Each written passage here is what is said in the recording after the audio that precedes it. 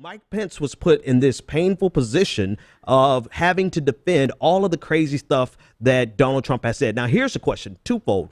One, how much credence or how much, I think credence might be the right word, do you give to Donald Trump saying these types of insane things? And by that, I mean, do you believe him?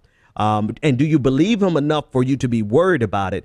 And then two, well, actually, let's start with the first question. Go to Brandon. Do you believe Donald Trump when he says what he says? And I guess that's a two-part question there. Do you believe what he says?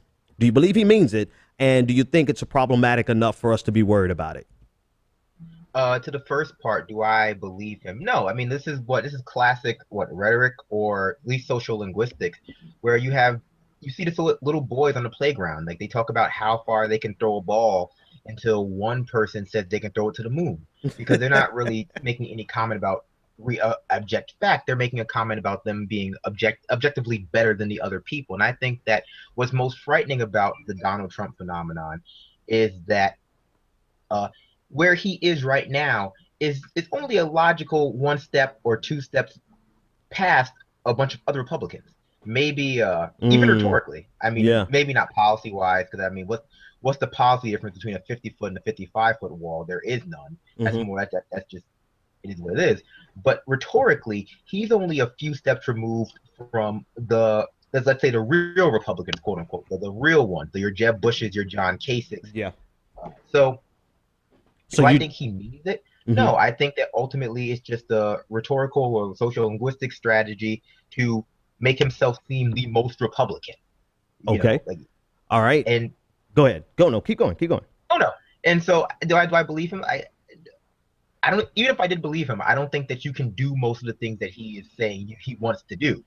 Regardless, though, his willingness to say them speaks volumes about him personally. Sorry. And I can't, I would never vote for, I can only vote for you based on what you're with the sort of understanding that you are going to do what you're going to say. Right. What you're saying. Right. So I would hedge my bet to assume he does mean it. In a perfect world, this is what he wants. So, and that's, if we're going to err on the side of caution, right, I have to take him at his word, right? He's saying these things, he's going to do it, and he wants to do it. Now, clearly, a lot of the things he just, like you said, he can't get done. But Hank, I want to throw this to you. So if Donald Trump is just talking a lot of mess, right? He's just talking and using a rhetorical device, which he used so well. That's how he won. Does it still pose a problem in the sense that he's feeding this type of rhetoric to half of America? So even if he can't act on it, he's still feeding this to half of America. What do you think about that problem? Or is it still something that we can just kind of brush aside as if it's not really worth talking about? Oh, I mean, absolutely, it's a problem. But those sentiments have always been in this country, and sadly, I don't think they're going away anytime soon. I think Trump's presidency has just given a justification to those sentiments. I think that at the same time, we all say, oh, this is crazy. This could never happen here. I've been a lot more thoughtful before I say something can't happen in this country after this last year. Yeah.